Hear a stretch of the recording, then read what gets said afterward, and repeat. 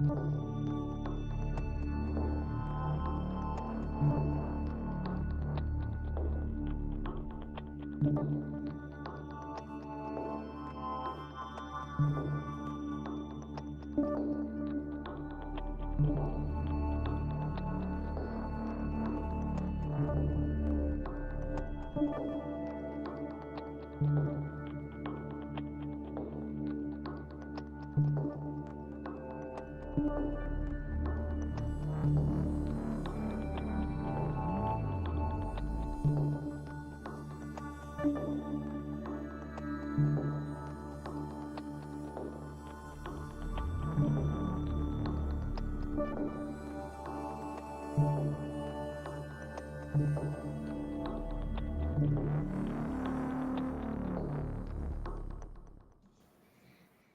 don't understand how Bo Nix is a first-round quarterback.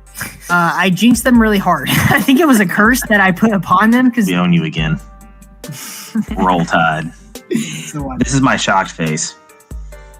That's why I'm in my feels this week, DJ. If it ain't broke, don't fix it.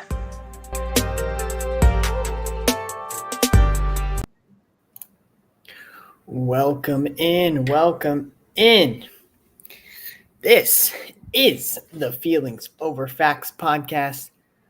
I'm your host, Zach Simmons. Here, my co-host, Daniel Jones, a.k.a. DJ. DJ, how are you feeling? I'm feeling pretty good. Can't complain. Yes, How sir. about yourself? Sir.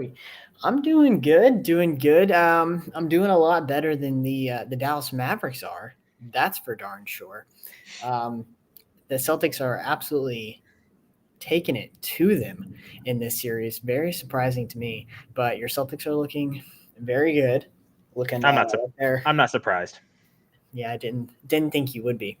But thank you everyone for joining us once again for the Feelings Over Facts podcast. We're gonna be going through some NFL content today, NFC East Division Preview, as well as our Euros 2024 preview and predictions.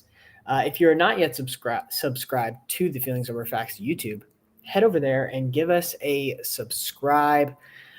We stream all of our podcasts live over there on YouTube. You can join the chat and even have a chance to ask some questions in the chat, and we will answer them live on the podcast. Give us a follow on Instagram and TikTok. We post lots of shorts on there with fun content like that, as well as if you want to support the podcast, head over to patreon.com/feelings, the Feelings Over Facts podcast, and you can support us that way. All right, DJ, let's go ahead and get into what missed today's show. What missed today's show? Joey Chestnut, world famous hot dog eating man, is banned from the Nathan's July 4th hot dog eating contest. So DJ, whenever I made this What Missed the Podcast segment, I thought that he had just been banned for doing something wrong. I don't know. Turns out he was hired by Netflix. They're making a Netflix special about him versus the other guy that's really good at eating hot dogs on July 4th. What is his name? Kobayashi? Yeah, they're doing a Netflix special where they face off against each other. So he actually was not banned. He just is doing something for Netflix. So just goes to show in the world, if you're great at something, doesn't matter what it is, you can be famous, even if it's taking down lots of hot dogs. This is true. Plus, also, I feel like if he's banned, there's no other reason to watch the Nathan's hot dog eating contest. It's pretty much on that. It's on that brink now, anyway. I don't watch it. I think it's boring as all get out. I mean, everybody knows Joey Chestnut's going to win. Yeah, sure. Well, I guess this year it'll actually be a surprise on who's going to win. Yeah, it's usually just fun watching to see how many more hot dogs he eats than whoever comes in second, because he actually just destroys everybody. It's actually kind of gross too, watching them dip the buns in water and stuff like. Disgusting. A little bit off-putting for me. But next in What Missed the Podcast, Dan Hurley, coach of the UConn Huskies, turns down the Los Angeles Lakers head coaching job. It was reported 6 years, $70 million that he turned down to try to three-peat with the UConn Huskies. So we will see how that goes for him. It's looking like JJ Redick is in prime position to be the Lakers head coach at the very moment. So I don't blame Coach Hurley here, because why would you want to be LeBron's assistant coach? Because we all know LeBron's the head coach. There's no actual head coach of the Lakers. It's whatever team LeBron's on, he's the head coach, and whatever he wants, he gets. And if you don't get it what he wants, then he gets you out. That's what happens every time. That's debatable. Look at Coach Blatt in Cleveland. Put Ty Lue in there. Okay. He wasn't a good coach.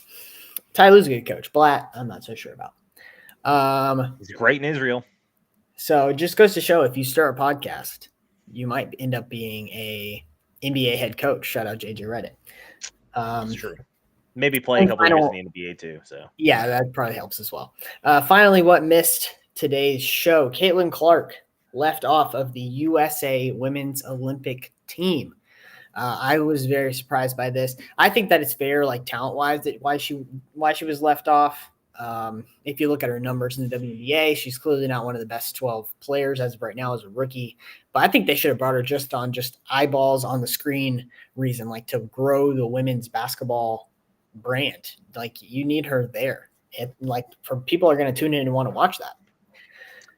Completely agree. From a marketing standpoint, it made plenty of sense for her to be there, but she hasn't earned her way onto the women's national team just yet. So that part, I don't blame the national team for doing that. But as a media standpoint, trying to get eyeballs on the sport of women's basketball, completely dropped the ball on that one.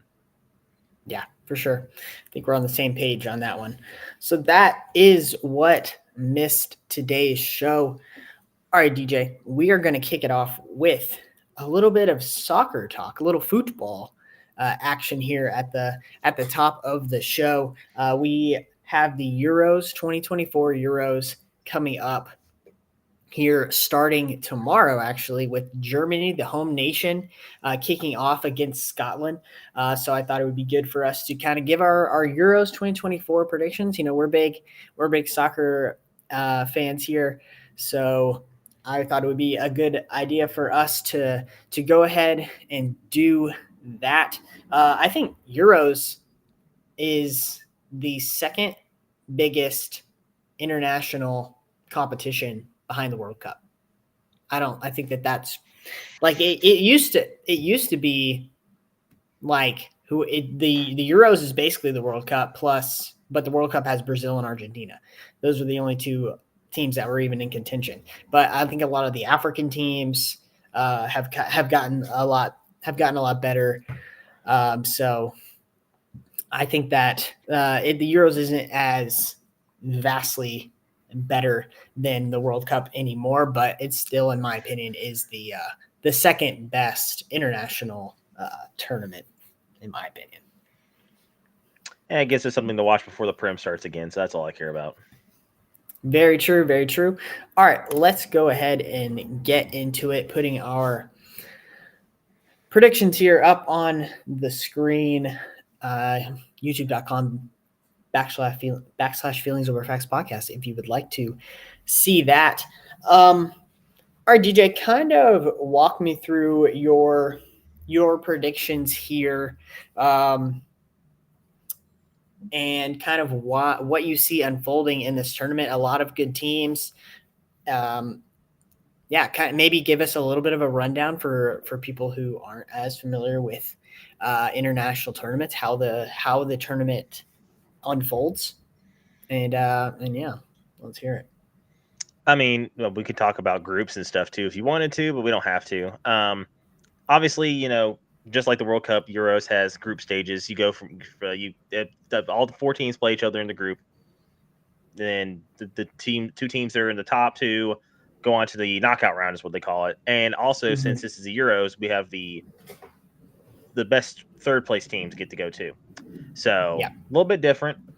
The format's pretty fun though, and it leads for some great TV, especially if you love sports and how passionate everybody gets. You get to see players facing each other that you would not ever normally get to see with club level, like Ronaldo versus an Mbappe or something like that. Like that's probably never going to happen again, but it could happen in this tournament. Well, there you go. Also, plus we get to see some just absolute attractive woman that they always show on the TV from some different country because it happens every year. I saw a compilation on Twitter. It's just like this country, this country. I was just like, I didn't realize this was a thing, but apparently it's a thing. So look out for that if you like attractive women. So I'll just go through my groups and just say who I have. Say it with some chest. All right. So Group A is Germany, Switzerland, Hungary, and Scotland. I have that in that order. I have Germany, the home country, leading Group A, and I have Switzerland, who I think between Switzerland and Hungary, that's a tough group. Just those like the top three, very real tough teams. But I like how Switzerland's kind of constructed. I think they got a good, solid squad around each other. They have some good players that play in big leagues. And then honestly, Hungary only has Szoboszlai. So that's true. A better team will beat one really good player in most scenarios. And then Scotland's got some good players. I don't think Scotland's going to be an easy game. I wouldn't surprise me if Scotland pull away to get their third spot as well. But someone had to be fourth, so I had to put Scotland there. Yeah. Group B, it is Spain, Italy, Croatia, and Albania. So I think it's pretty easy to put Albania in fourth because probably the rest of those team in the whole tournament. They're one of them. It's either them or Georgia.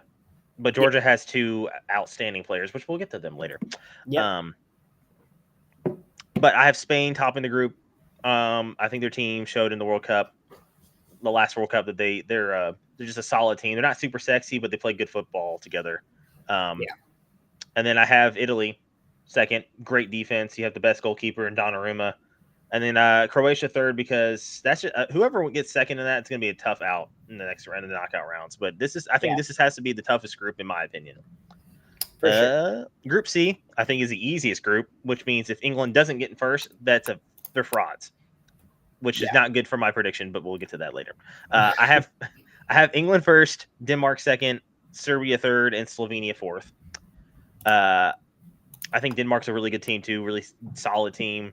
Last time the Euros happened, the whole Eriksson thing, Christian Eriksen, cardiac arrest on the field. So hopefully hoping for some better scenarios in this one than in prior Euros. That one, Group D, France, Netherlands, Austria, and Poland. I actually may have to recant my statement.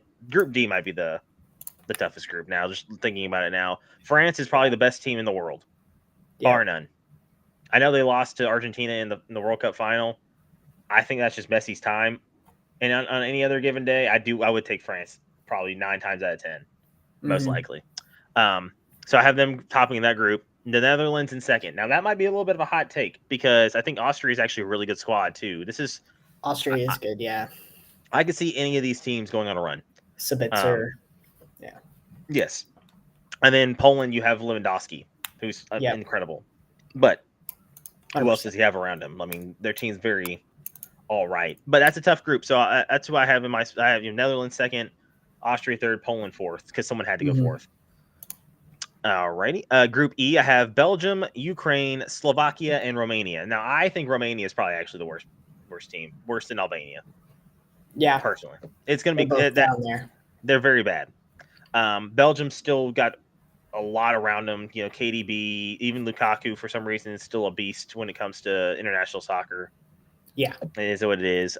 He's one of those guys who is not as good for club, but when it comes to international, he really picks it up and is very good for the Belgium international team. And they have some good young talent that's kind of, getting better each year. And I think that they could, last World Cup, I think they said it was their golden age. That this is the time if they're ever going to win it, this would be the year. And they didn't get it done. I kind of think they underperformed a little bit, if I remember correctly. But I like Belgium right here. And I have Ukraine going second ahead of Slovakia and Romania. Honestly, I can see Ukraine or Slovakia switching spots there, but I have Ukraine in second. Group F, I have Portugal first, Turkey second, Georgia third, and then Czechia or Czechoslovakia or Czech Republic or whatever you want to call it. Yeah, multiple. I have them fourth. So Georgia being third might throw some people off for some. I think they have a great goalie and they have a great scorer. Yeah. That can help you steal a game or two. Mamar Dishvili is a insane goalkeeper, and I'm not even going to try and Kvaratskhelia, is that yeah, how do you say I was going to say something like that is how you say it? I wasn't even going to try it. Yeah, him. Guy from Napoli. His name That's what looks I call him. like a sneeze. It does. That guy's incredible. So them two, I think, can carry their team. Going to the round of 16 really quickly, I have Spain beating Hungary, Germany beating Denmark, Portugal beating Serbia, the Netherlands beating Ukraine, Belgium getting beat by Croatia. Even though they topped their group, I think Croatia's a tough out. France beating Turkey, and then to end that, I have England over Austria, which is going to be a tough game too. If that's who England has to play in the next round, good on you. That's tough. And then Italy beating Switzerland. That is my group of 16. Quarterfinals, real quick. Spain over Germany, beating the home team, kind of an upset. Portugal Portugal losing to the Netherlands, and then Croatia getting beat by France because France is inevitable. And then England getting a little bit of revenge against Italy from the last Euro finals and kind of upsetting Italy, or getting revenge on Italy. I don't know if I'd call it an upset. And then, as you see on the screen, the part that we actually have on the graphic, I have the Netherlands over Spain. I think the Netherlands are a sneaky decent team. I know Spain's just a solid team. They had Danny Almo played really well in the last World Cup, and he could do the same thing. They have some great talent in Spain. And I think that a lot of people aren't really talking about how good Spain could be. But I love how the Netherlands are looking right now. Spain. They do. Yamal, but I also I think that the Netherlands also have the same thing. You got the talent that they have. Dumfries, Virgil van Dijk, De Ligt, Verbong. I mean, talent goes on. Memphis Depay, who's been really solid. Xavi Simons, Gakpo, Gavin Birch. I don't know if they're even on the squad, but I like Gavin Birch. I mean, I just don't think he gets chances in Liverpool. Yeah. But I digress. This team, I still think that the Netherlands are going to go on a run at some point with all this talent that they have, and it's eventually going to work out. That's maybe that's a weird way of looking at it, but that much talent on one field is just insane. So I have them going to the finals, and then I have France beating England because, well, let's be honest, it'd be the most England thing to kind of choke whenever you have their chances to do anything. And I think they would do the same thing, not because they actually choke. I just think France is a better squad. I think France's second team could probably get them to at least the quarterfinals by themselves without having any of the first teamers. They have the most depth for sure. Their team is insane. It's a crazy team. So I have them beating France beating England in the semifinals. And in the finals, I have France winning the Euros over the Netherlands. Probably like a 3-1 game. I think Mbappe goes off. Mbappe, I think some people are a little bit critical because he hasn't really played in a massive league. When you and I don't consider League One a massive league or League One a massive league. He's going to La Liga next year, so he'll get a little bump up in play, which will be great to see. But for sure, when it comes to world football and like world competitions, the guy has been absolutely insane. He's performed at the highest level, including in the loss against Messi and Argentina in the World Cup final. He did everything he could have to put that team on his back. So I'm never going to be critical of his world football prowess because he has shown that he has said prowess. So I can't be critical of that. But I'm going with France, much to my mother's delight. And you have Mbappe as your top goal scorer of the tournament. I do. As your Golden Boot winner. I do. Which because you kind of just talked about and highlighted there with talking about how he always kind of performs in whatever situation he's placed in. Honestly. I mean, and here's the thing. I know it's a super boring answer, and comments can come after me for that being boring and being unoriginal. It's like, oh yeah, you just picked Mbappe, okay. Well, I mean, it's either going to be him, Harry Kane, or Ronaldo. I mean, whoever has the ball the most prime spots, and he finishes shots when he has chances. So like, yep, I think Mbappe or Harry Kane, one of the two, is the favorites. So they are taking him is a good bet for sure. I like it. So I will go ahead and go with mine now. It sounds like you didn't have a ton of of upsets within yours, which is traditionally kind of how we see with these international tournaments. A lot of the bigger teams, the bigger nations kind of dominate the smaller ones. I do have a few upsets within mine. So we will go ahead and dive right into that. I'll go ahead and say who I have winning each group and coming in second. I didn't lay out. I don't have it in front of me. My like round of 16 and quarterfinal. I have my semifinals and finals on the screen, but I'll just go through it and talk about each group. So Group A: Germany, Scotland, Hungary, Switzerland. I do have Germany winning that group. They're the home nation. They're going to want to come out here and score as many goals as possible within their group stage games, and they have the ability to do it. I mean, they're going to have a very informed Kai Havertz up there starting at striker, coming off of a great end of his season with Arsenal. Why are you laughing? He is in good form. I'm not saying you're wrong. I'm just saying I never thought I'd actually sit there and actually like the Kai Havertz is at Arsenal. Never thought I'd ever actually be like, yeah, that's right. Great end of the season, man. He was dominating. He's the reason why I almost won our FPL league. So there you go. True. Him and then another inform. Sorry, what were you going to say? I was going to say frick you for that, but anyway. Three-peat. Another informed striker with Germany, Fulkrog, with Dortmund. Whenever Havertz subs off, they're going to have him subbing on, which is amazing striker depth for sure. So, I mean, I think Germany are going to dominate this group. They're the home nation. They gave them a relatively easy path, I think. Germany, Scotland, Hungary, Switzerland. I have Switzerland coming in second.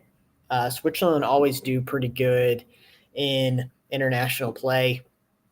They have a couple good international players. Shaqiri in the MLS now, but he always does good so he's like Lukaku. Like, he always plays so much better with his international team than he does with the club level. They have a Kanji back there in the defense. Switzerland are pretty good. I like them to come in second in this group. Group B, the group of death: Spain, Croatia, Italy, Albania. Albania last. I think there is a real shot Albania could go through the whole group stage and not score a goal. I think that really could happen. They're not too terrible, like they're bad, but they're not so terrible that they wouldn't score a goal. But they're in a tough group, is why I say that. Spain, Italy, Croatia are all really good defensive teams. So Albania got just a horrible draw here. They're absolutely boned. Yeah, they don't stand a chance. I like Spain to win this group. Kind of a lot of the points that you were highlighting. They have a lot of good attacking players in their two friendlies leading up to this Euros tournament. They scored 5. They won 5-0 in both international friendlies leading up to this tournament. So they're in very good form. I don't want to put a lot of stock into friendlies, but if they're the team that's coming in the hottest, I'm going to go Croatia in second, Italy in third. I think Italy will still make it through to the knockouts. They'll be one of those teams that comes in third and makes it through. But Croatia always just finds ways to win in these types of tournaments. Like, they're not as talented as the other team, but they always just find a way to win. Modric always bangs in a few goals. I got Croatia in second there. Moving on to Group C. This is one of my big upsets. I have Denmark winning this group over England. England's coming in very injured. Their entire backline pretty much is injured. John Stones is sick. He might not start. He's rumored to not be ready to start. Harry Maguire just got released from their international duty because he is hurt. Their traditional left back Luke Shaw is injured. They're going to be playing out of position Kieran Trippier over there. They still have a lot of depth. They're still a great team. They're obviously England. A lot of their players play in the best league in the world, the Premier League.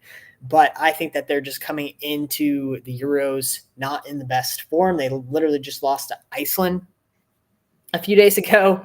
So that's one of my hot takes, is that England's not going to win this group. It's going to be Denmark. Serbia in third, Slovenia in fourth. Group D, I have France winning. Just kind of don't really need to reiterate it. You nailed it with France. They're the most talented team in the world. Their second and third teams could beat most of these teams. Netherlands in second, Austria in third, Poland in fourth. Group E, I have Belgium winning, Ukraine in second. Ukraine is one of those teams that's actually pretty underrated. They have a lot of really good players that play for their team, and they play really well together. Romania in third, and then Slovakia in fourth. In the final group, I have Portugal winning pretty easily. Turkey in second, Georgia in third, and Czech Republic in fourth. So that's kind of my group stage predictions there. As far as my tournament predictions, you can see it on the screen. I have Portugal beating Germany in the semis, sending home the home nation. The home nation has made it to the semis. I think every Euros for the past 4 Euros, but they've never won it. So they always get to the semis at least, but they never win, which is kind of crazy. So I have that trend repeating with Portugal beating Germany, France beating Denmark in the semifinals. Denmark going on a run. Denmark has a lot of quality that I don't think people are aware of. They have several different players that play extremely well within their international team. They're a team that they're never going to be one of the more talented teams that's on the pitch, but they always find ways to win and to score goals. They draw games out. They sit deep, and they find ways to win. And I've watched this Denmark team play a couple times, and I really like them to go on a magical Cinderella run here and lose to France in the semis. So we get Ronaldo versus Mbappe in the final, and I have my top goal scorer of the tournament, Ronaldo, beating France in the final, getting that coveted Euros trophy that he has been trying to get for so long, and bringing up a few people in the media, bringing up arguments. Were we too quick to jump to Messi as the GOAT? Could Ronaldo make a late comeback for it? People will be saying if he win, people will be saying if he wins this. No. So that is my Euros predictions. So the only reason why I didn't have Mbappe as a top goal scorer option for me is because Ronaldo as a top goal scoring option for me is because his team, although France is stacked, but I feel like everything goes through Mbappe. I do think that they have some people on Portugal's team that can kind of take over games, like Leao. They have Bruno. Mm-hmm. They have some talent, like João Felix. Yeah, João Felix. Yeah, like I think they have some guys that are ball dominant, and Ronaldo's not afraid to pass to them. As such, and also Ronaldo's kind of getting old. I mean, he's also playing in the Saudi league. Like, how good of and form are you actually going to be against good young talent that's not Saudi Arabian? Yep. It's a good point. I just think if Portugal is a very, very talented team, I think they have the quality to be able to make it to the final and to win it. And if they're going to do that, it's going to be because their striker is scoring lots of goals. So that's why I think that's why I have Ronaldo as the top goal scorer in the tournament, mostly as a pick for my team that I think is gonna win it, because Portugal are extremely talented. I mean, you got João Cancelo, Ruben Diaz, Paulinho, Costa in goal. They're just stacked all over the field, honestly. So I honestly think that they're going to be there even whenever Ronaldo's retired from international football. I think they'll still be one of the striker. Goncalo Ramos is excellent. Yeah, so I don't think they're in any danger. Like, Ronaldo's great. I'm not saying he's not great. This isn't DJ crapping on Ronaldo, but I do think that the quality of play that he's been playing in is not as high as what he has used to be playing when he comes into Euros, and I do think that does matter sometimes. Yeah, absolutely, for sure. All right, so those are our 2024 Euros predictions. All right, DJ, let's go ahead and move on to our NFC East Division previews, the first of our NFL division previews. We will be going through each division, but we are starting here with the beasts of the East, the NFC East. So this division, I'll go ahead and go first with my prediction as you went first with your Euros prediction. This division last year was a pretty good division. They had 2 playoff teams from their division: the Dallas Cowboys, the Philadelphia Eagles. So a lot of these teams made key additions within within the offseason. The Philadelphia Eagles bringing in Saquon Barkley. The Giants drafting a real number one receiver option with Malik Neighbors. The Commanders bring in their quarterback of the future with Jaden McDaniels. The Cowboys were already really, really good, and they're working towards re-signing a couple of their star players like Micah Parsons and CeeDee Lamb. So I'll go ahead and just walk through my predictions, and we have another shout out to joining our YouTube live. We have the over-unders on the screen for each team as they can be compared to what we have for their records on the screen, but I'll go ahead and talk through it as well. So I have the Dallas Cowboys. Actually, let's start from the bottom. Let's just kind of talk about these teams together because our first two at the bottom are the same. We only kind of differ at the top. So let's talk about the Washington Commanders. I have them going 3-14, which would put them promptly as one of the worst teams in the entire NFL. That would give them real contention to have the number one draft pick. So people are going to think that this is me like hating on Jaden Daniels, and I don't really see him as being ultimately a bad quarterback. I think that he's just going to have a similar season to kind of what we saw with Bryce Young this past year. Like, not absolutely horrible, but just not surrounded by a ton of talent. I mean, they lost Curtis Samuel, who was one of their best receivers last year. They still have Terry McLaurin, but Terry McLaurin is getting up there in age. He's still producing a pretty good clip. So that'll be a good number one option. But outside of him and a little bit of Dotson, they don't have a ton of weapons surrounding Jaden Daniels. I mean, they brought in Austin Eckler, right? The Commanders did. Mm-hmm. And they brought in an older Austin Eckler who is always pretty decent, pretty good pass catcher. But I don't know. I don't feel like I'm being that harsh in saying that I don't think that Jamie Daniels is going to light the world on fire in his rookie season. We always see this every year when a rookie quarterback comes in and he's not playing horrible, but he just has a hard time adjusting to the speed of the league. And I think that that's going to be Jaden Daniels. So I've got him. I've got the Commanders having a bad season here at 3-14. Their over-under is at 6.5. So if you want to go ahead, you also have them as last in the division. So if you want to go ahead and talk about that as well. So looking at their schedule strength as well, I kind of looked at that as well as some additions by their team. New head coach, first year he's going to be there. I expect the defense to be playing actually decent, even though you lost Montez Sweat and Chase Young last year, two pretty good pass rushers who ended up doing pretty well wherever they went. But rookie quarterback, not easy to play and switch over in this league. Their schedule, they're like kind of dead. They're kind of tied. They're tied for 16th for the hardest schedule right now in the NFL. Winning percentage that they're going up against is 50.2% winning percentage.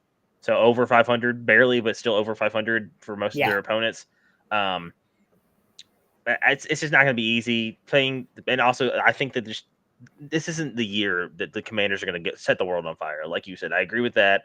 I did like the Austin Eckler pickup. I think him and Brian Robinson could be very good additions.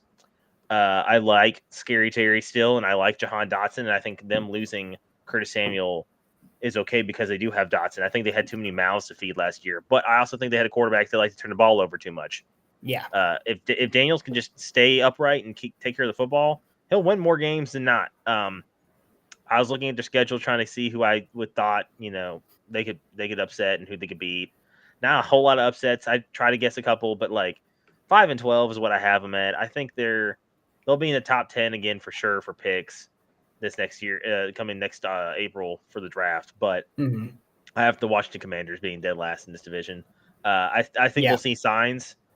Jane Daniels is a legitimate guy, but there's gonna be some rookie pains as you do whenever you're retooling a team like this. So yeah. Yeah, for sure. Makes sense. Things sounds like we're kind of on the same track with that one. Up next, we both have the Giants finishing third in this division. Their over under is 6.5. You're kind of looks like you're right at that. Have them. You had them finish. The Commanders going 5-12. I don't know if I mentioned that or not. But you have the Giants going 6-11. I have the Giants finishing 9-8. Which would probably put them right in the playoff hunt, potentially making or missing the playoffs, depending on tiebreakers and stuff like that. Around 9-8 in the NFC last season was what around the cutoff was.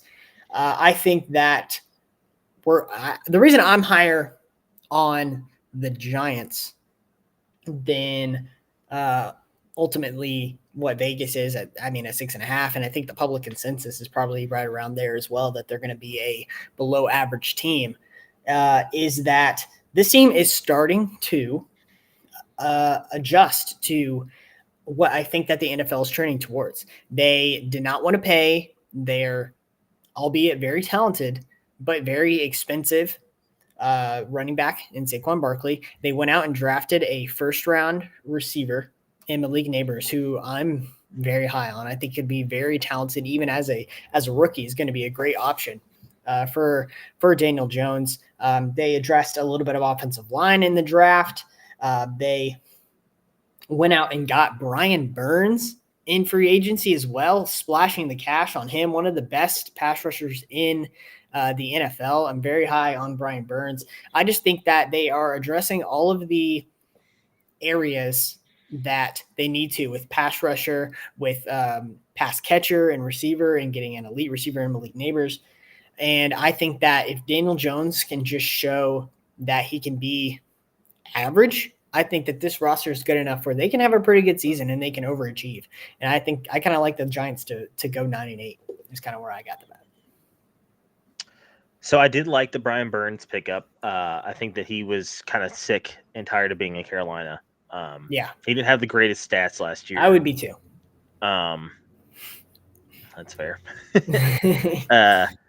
Looking at this team, the running back position does worry me because I don't think they even have a legitimate replay. I mean, they have Devin Singletary, and yeah, he looked great last year, but he's done this before where he's popped off. I think it was his rookie year, and then after that, he was hardly used or was just not good enough to do anything with.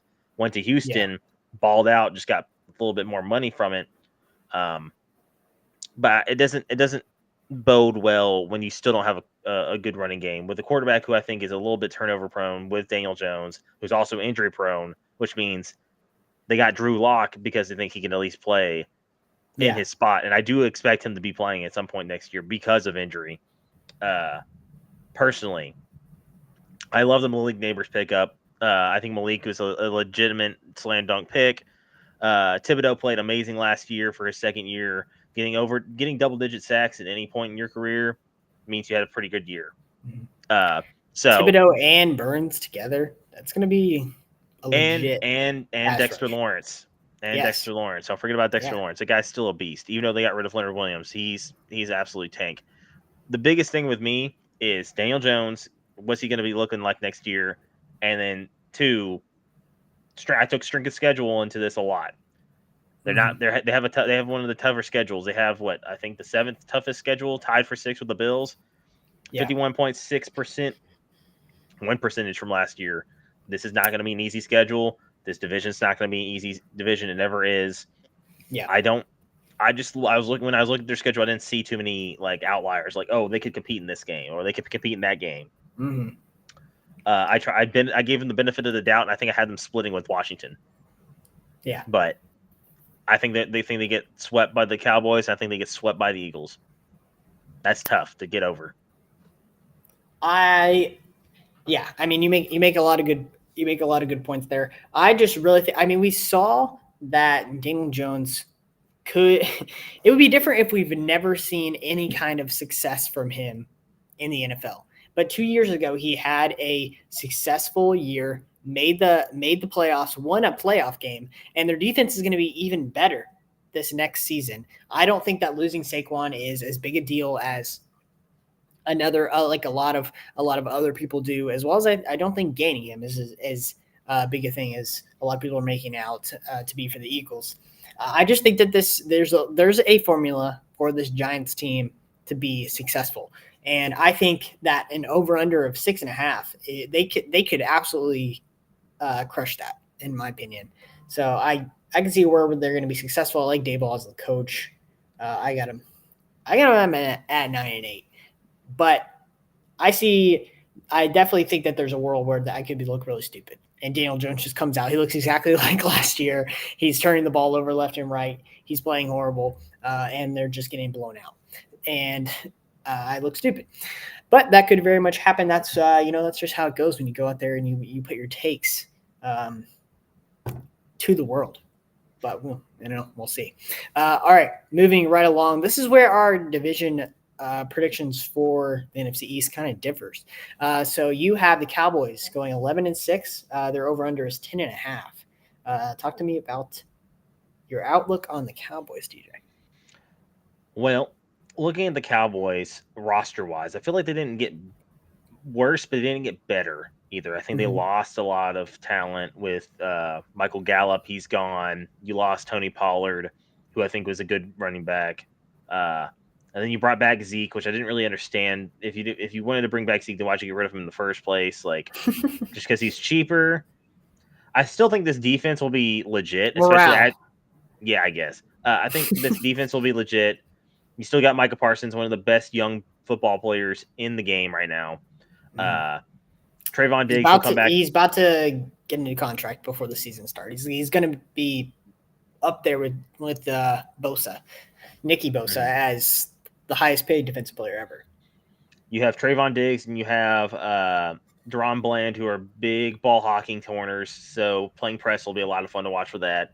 Adding Eric Kendricks, I think, is a solid pickup for a team that needs a need of a veteran linebacker, especially with Van Der Esch being, having forced to retire. So that defense is solid. You still got D-Law too on the other side of Micah Parsons. The O-line, showed some weaknesses last year. You lost Tyron Smith, who's gone to New York to play for the Jets. And here's the thing about the Cowboys. In the grand scheme of things, I think that they'll put up stats. Dak will have his moments of looking like an MVP candidate again. But when it comes down to big games, I think they're gonna end up splitting with the Eagles, but they're gonna end up losing games. They probably not. I wouldn't say shouldn't, but like these toss-up games against teams that are going to be also playoff contending teams. Like they go through this small little gauntlet where they play Detroit, bye week, away in San Francisco. I expect them to lose both those games. They play Philly and then they play Houston. Back-to-back games at home, yes, but back-to-back games, that's tough. I think Atlanta's improved. I think the first place schedules this year, man, are brutal. They are brutal, and I mean they're only tied for 50.5% win percentage from last year. But it's the Cowboys. I feel like they have these blemishes where they just show up and don't play the high level of football. I don't think they added anything super impressive. I don't love the running back room besides CeeDee Lamb, and they still have Brandon Cooks, but like it's kind of just there. I like their tight end room. Their tight end room's young and fun. Scudamaker, Jake Ferguson, solid. It's a group, but like, is that enough to propel you to first place? I don't personally think so. I have them at 11-6. Gotcha. So I will go ahead and talk about my second place NFC East Division team before I talk about the Cowboys, because I have the Eagles finishing second. The Eagles over under is 10.5. I have them going 9-8. So just barely getting in that playoff contention, tying with the Giants. It's crazy that the Giants would go 9-8 and the Eagles would go 9-8. One team would see the season as a supreme success, and one team would be very disappointed. But so, I mean, I've been very vocal about it on this podcast that I'm just not a big fan of this Eagles team. I believe that if you show me who you are, that I should believe you, in my opinion. That is my feeling. The Eagles it's not an over exaggeration to say that the Eagles were one of the worst teams in the NFL to the close of the season last year. They were getting smacked around by the Giants when the Giants were using a backup quarterback. They had freaking Tyrod in there at the end of the season, and were just absolutely destroying the Eagles.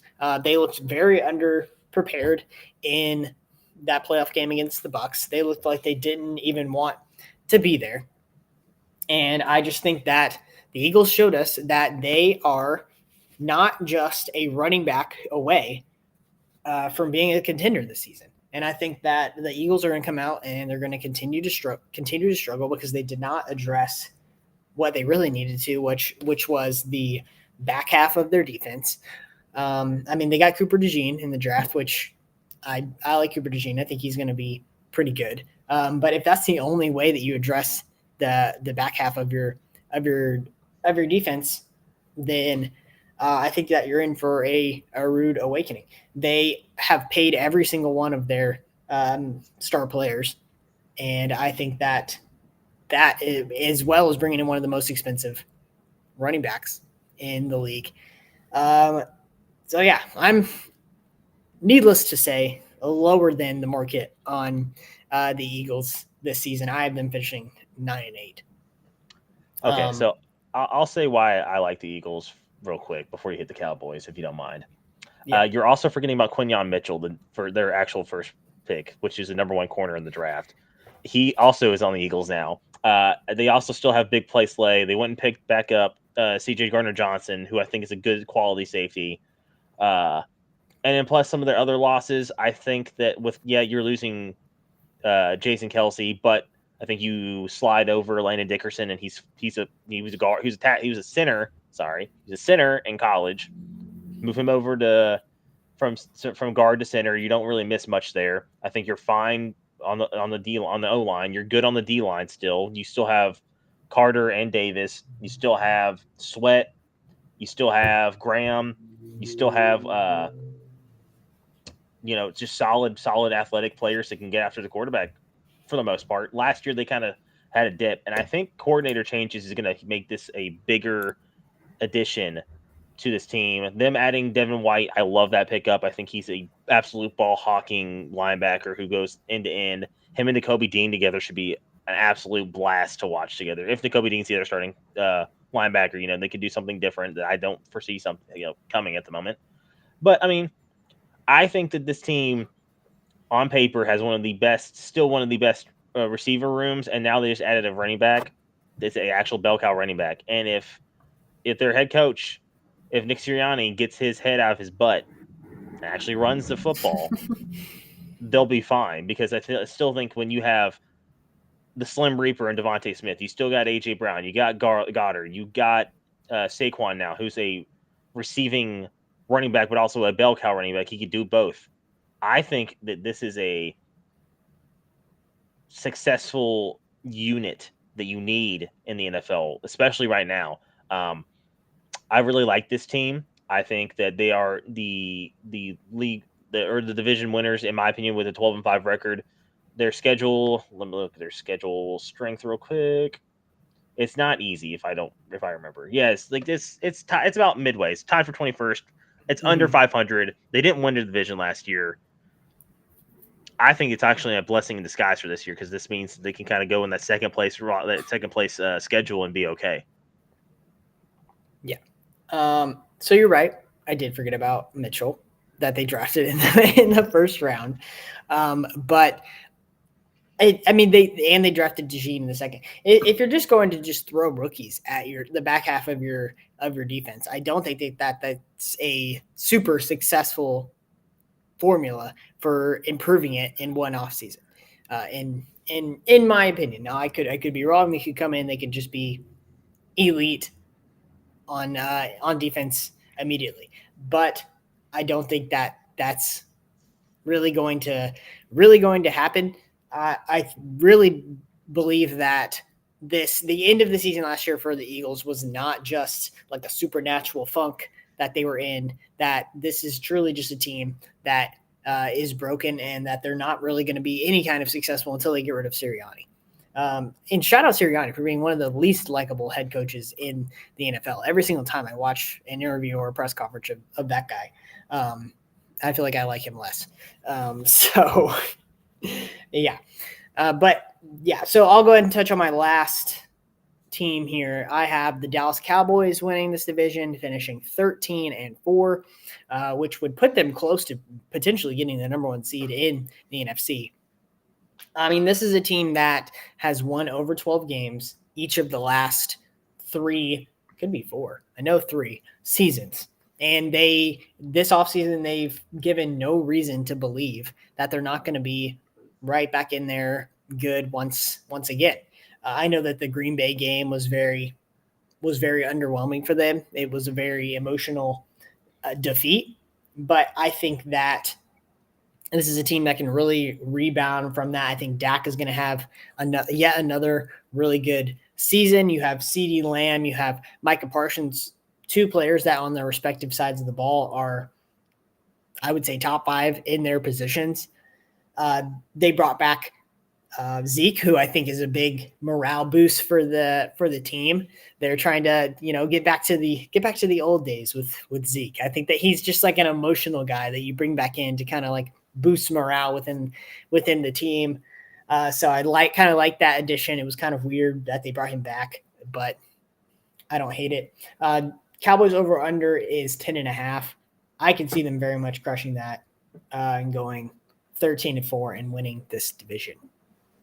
So that is where I have the Cowboys, and that wraps up our NFC East Division preview. Anything else you wanted to say about the NFC East, DJ, before we move on to the most profitable segment in all sports? Nope, nothing to say, nothing to add. Nick in the YouTube chat is saying, do you think Dallas's run game will hold up with Zeke as the bell cow at the moment? I don't think that Zeke is going to be the bell cow. What do you think, DJ? I don't see any world where they go into this NFL season and their plan at running back is for Zeke to have 20 carries a game or close to it. So, besides him, is it like Rico Dowell? It's really all they have. In my opinion, that is their other running back. I think that there's a strong chance that they could trade for someone. Yeah, they could. Or they could look for someone to get dropped in free agency after the preseason, which happens a lot. If Zeke's their bell cow, then I'm even more worried about that because what's going to happen when everybody's just keying in on Dak's going to throw the ball? Dak loves to throw picks. If that really is their plan on offense, that Zeke is going to carry it 15 to 20 times a game, then Dak is going to have to be freaking perfect at quarterback. Yeah. Which worries me even more. So, there's that. Yeah, for sure. All right, well, let's move right along. That is the end of our NFC East Division preview. Let us know in the chat and in the comments what you think. Do you agree? Do you disagree? All right, let's move on to the most profitable segment in all of sports, the Feelings Over Facts bets of the week. I will go ahead and go first with mine. I only have 2 that I really liked this week. I couldn't really find a third, and I do not want to give out losing plays to our valued audience. So first bet of the week, the Oilers tonight. Game starts in about 2 hours. The Oilers are not losing this game. Let me look right into the camera when I say this. The Edmonton Oilers are not losing to the Florida Panthers on June 13th, 2024 in the NHL Finals. They are going to win this game, mark my words. It's right about even money it's like minus 135, so it's a little bit on the minus side, but like I said, it's a lock, a good old-fashioned lock. That is what they call it in the business. And then finally, tomorrow night, sadly, I have the Celtics at plus money to beat the Mavs. What have we seen in this series that leads us to believe that the Mavs are capable of beating the Celtics? And we're getting them at plus money tomorrow night. So give me the Celtics. Vegas knows something. Yeah, possibly. But those are my 2 bets of the week. Alrighty. I have 3 because I actually do my job. Okay. Yep. So I went with one baseball bet, actually 2 baseball bets technically, one MLB bet. I went with the Miami Marlins plus money against the Mets. The Mets are terrible because they are, and they're the Mets, but so are the Marlins. But I think that they're going to go on the road and upset the Mets at home. It's plus odds too. I kind of like that as well. So Marlins money line tonight starts at 6:10, real time, not Eastern time, fake time. Then I'm also going to the NHL Stanley Cup Finals. I'm going with Edmonton to win, but I'm going to cover 1.5. Also plus odds. I think that this is a do or die situation for Edmonton. If they're going to have any chance in this series, you need to win by like 2 or 3 goals. I'm predicting the score being like 3-1. Last goal is going to be empty netter. That's why I like the cover. Gotcha. So I'm going Edmonton covering tonight. Puck line covering, as they call it. And then I'm going to hit up, and we haven't really talked about this at all. It does start this weekend. It's pretty much the SEC versus the ACC and the College World Series, because that's literally all the teams that are left. Woo, go Southeast. Yep. Part of America. I'm going with Florida State. I'm going with Florida State to upset number 1 seed Tennessee on Friday night. No other reason that Tennessee's trying to play like this underdog, like number 1 seed's never won the World Series, so like we're playing with house money. Okay, well you're gonna overlook the Seminoles, who have been on fire, and I have Florida State with an upset, big upset. All right, I like it. Got the baseball and the hockey picks. We're in the heart of the summer sports season for sure. All right, well, thank you everyone for joining us once again to the Feelings Over Facts podcast. We will be live again next week with our. What do we got next week, DJ? Which division are we previewing? It's another NFC team. Let me pull it up. We are doing the NFC South next week. So come in ready next week for our NFC South division preview. What about our feelings of the week? Oh, you're right. What am I doing? I don't have my my usual Outlook right in front of me. It's probably why I was moving on without it.